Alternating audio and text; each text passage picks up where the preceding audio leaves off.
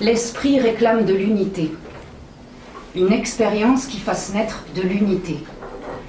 Il désire connaître autre chose que les petitesses de toutes sortes qui nous pressent sans relâche de tous côtés quotidiennement et qui condamnent l'esprit à de menues et ponctuelles activités dont l'accumulation entraîne un paroxysme insupportable de tension.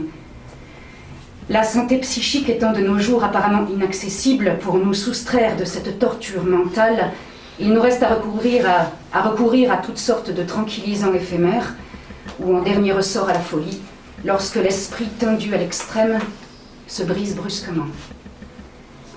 Notre monde a un besoin brûlant d'une culture intellectuelle qui soit centrée autour de quelques mythes unificateurs. Mais parler de mythes, n'est-ce pas mépriser l'intellect humain et abandonner tout espoir, inviter à régresser jusqu'à une mentalité pré-rationnelle et pré-logique? N'est-ce pas là manifestement un pas en arrière plutôt que cette avance dont on nous rebat les oreilles? En fait, dans l'esprit humain, le processus de rationalisation n'a pas entraîné un dépassement de la conscience mythique, mais n'a fait que la réprimer. Cela explique que cette conscience mythique, pareille en ceci à tant d'autres caractéristiques mentales que la civilisation a réduites à l'état d'impulsion souterraine, refasse surface sous des formes dégradées et déformées. Donc la conscience mythique, elle refait surface après qu'on l'ait réprimée. La vie moderne grouille de ces manifestations dégradées de la conscience mythique. Il suffit de penser à l'intérêt passionné que suscitent les horoscopes, au fanatisme désespéré qui pousse les gens à adopter toutes sortes de religions plus ou moins absurdes, au caractère fortement irrationnel de l'activité politique.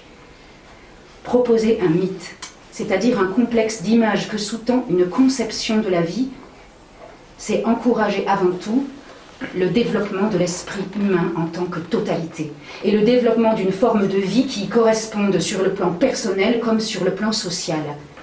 C'est ranimer le sens d'une humanité harmonieusement développée. Il ne semble pas utile de montrer avec insistance combien l'humanité moderne est éloignée de cette harmonie.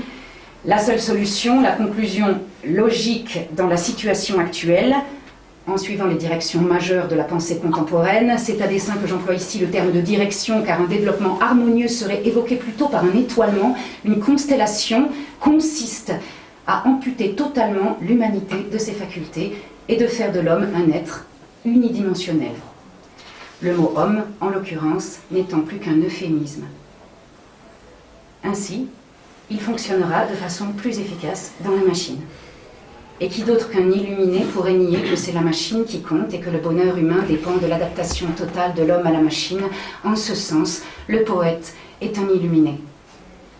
Le désir d'un monde sans faille, la nostalgie de l'unité et d'une expérience unificatrice paraissent inévitablement aberrantes dans une civilisation qui, tout en satisfaisant de nombreux désirs qu'elle a pour la plupart créés de toutes pièces au préalable, laisse insatisfait le seul besoin fondamental dont plus que n'importe qui, les poètes ont conscience.